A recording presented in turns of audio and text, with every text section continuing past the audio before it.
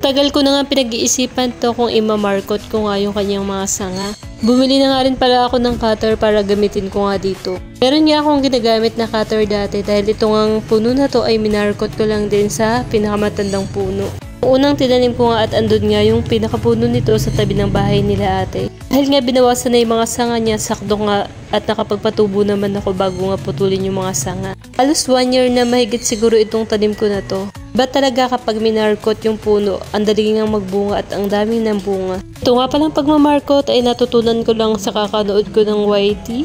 O diba iba pa rin yung nanonood ka ng YT, minapupulot ka ng aral. Pero yung pagkahilig ko nga sa pagtatanim ay nakuha ko nga kay nanay at kay tatay. Si nanay at si tatay nga ay napakahilig nga magtanim kaya ayan. Hilig ko talaga ang pagtatanim.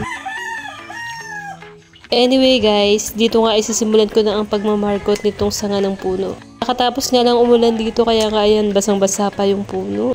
Dahil nga nakabili na rin ako nitong cutter kaya ayan sinipag na talaga akong magmarkot nitong sanga ng aking lime. Ito nga isisimulan ko na nga ito. Nilinis ko muna nga itong mga sanga dahil marami nga itong tinik.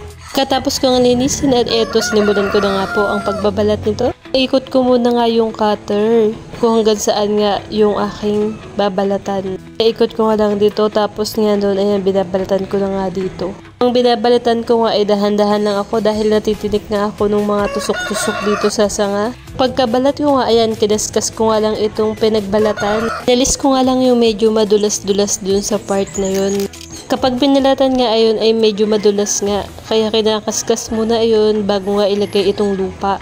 Nung okay na nga ayan, meron na nga ako nakasupot na lupa rito, nakaready na nga siya. At eto nga ibinalot ko na nga siya dito sa binalatan kong sanga. Katapos yan, ayan lang, iiwanan ko na yan hanggang sa mag-ugat na siya dyan. Hindi ko na masyadong naayos dahil umulan na nga. Yun lang guys, thank you for watching.